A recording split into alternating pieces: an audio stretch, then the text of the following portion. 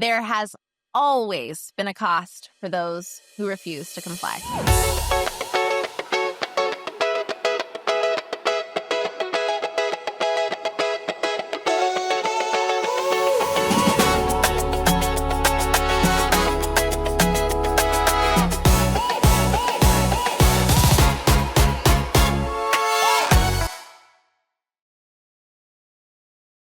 Welcome back to the Revolution Resolution. I'm Anna. In the last episode, we took time to imagine what it could look like if safety were the starting point. And it's important to understand what has historically happened when people begin to imagine something better. Imagining something better has never been the hardest part.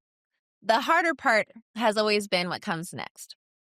When those who uphold systems built on control feel exposed and respond by tightening their grip. That's why imagination alone isn't enough. It has to be paired with persistence. When women stepped outside the roles they were assigned by American patriarchy, the response was for those who maintained those roles to immediately assert control. Across history, women who were outspoken, intuitive, independent, spiritual, creative, or unwilling to obey were labeled dangerous, witches, hysterical, unstable, unfit. Witch hunts were not simply about superstition. They were about power and about disciplining women who did not submit. They sent a clear message: step out of line, and there will be consequences. As time passed, the language shifted, but the logic stayed the same. Women were institutionalized, declared mentally ill, locked away for expressing anger, grief, sexuality, intuition, or dissent. And this punishment did not happen in isolation. Brothers, husbands, and fathers were taught that it was their role to enforce order. They were granted social and legal authority to decide when women had gone too far, when they needed to be corrected, when they needed to be contained. American patriarchy depended on women's labor, care, and reproduction, but not our autonomy, not our imaginations, and not our fight for something better. So systems were built to punish women who resisted. Medical institutions, religious authority, legal structures, all reinforcing the same message: that a woman who does not comply and who asks for more is a problem to be solved. And it's important to name that this violence was not experienced equally. For women of color, the consequences were even more severe. Their bodies were more easily controlled. Their resistance was more harshly punished.